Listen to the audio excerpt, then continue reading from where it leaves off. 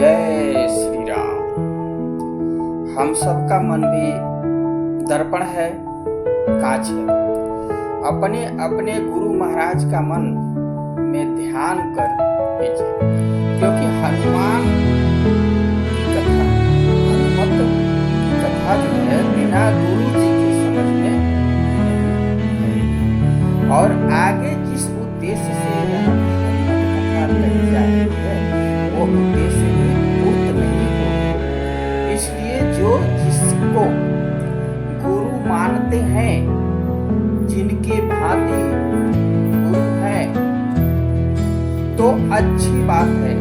नहीं तो शिव जी हनुमान जी महाराज के रूप में ध्यान करके प्रार्थना करिए कि जो हनुमत कथा आगे हम लोग सुनने वाले हैं उनका सार हमारे हृदय में प्रवेश करे, उनका रस हमारे हृदय में समा जाए और हम वैसे ही बन सके, हम वैसे ही बन सके। तुलसीदास जी महाराज कहते हैं कि मैं गुरु जी के चरण कमल रज से अपने मन रूपी हृदय पर राम जी का रस, रघुवर का मतलब राम भी है और रघुवर का मतलब हनुमान भी है, हनुमान जी है। रघुवर का अर्थ होता है रघु के कुल में जो भी जन्म जिन लोगों का हुआ वो सब रघुवर है। जो हनुमान जी महाराज रघुवर क्यों है? यहाँ तो हनुमान चालीसा में वरणो रघुवर वर्णव रघुवर तो लिखा है।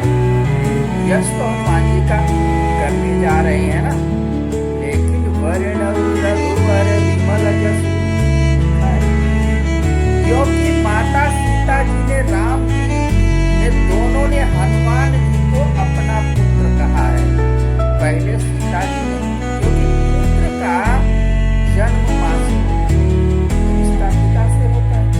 तो लंका में जब सीता माता का पता लगाने गए थे ना, तो जगदम्बिका ने, माता जानकी जी ने आशीर्वाद दिया कि अमर अजर गुण सुत निधि हो,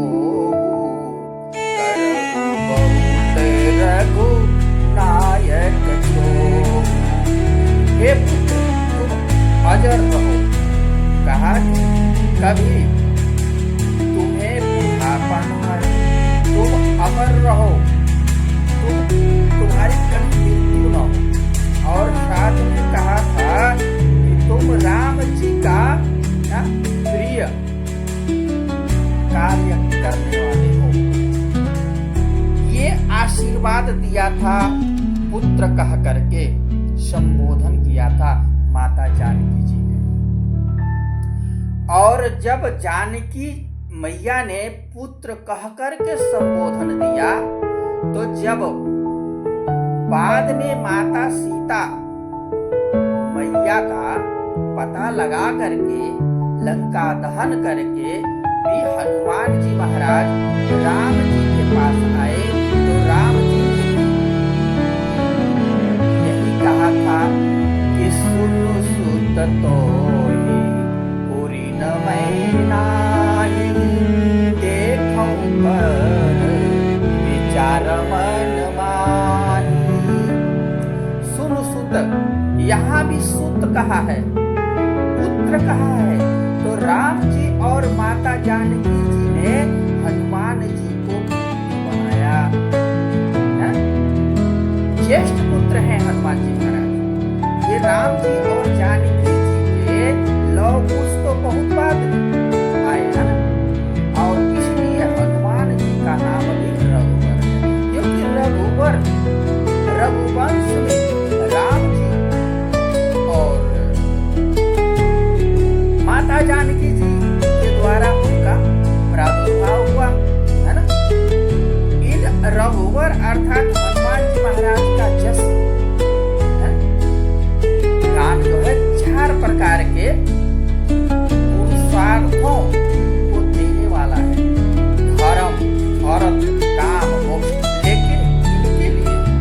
भक्तों का पांचवा पुरुषार्थ होता है। देखिए, राम जी की भक्ति है ना, महाराज हनुमान जी महाराज की भक्ति करें तो हमें क्या मिलता है?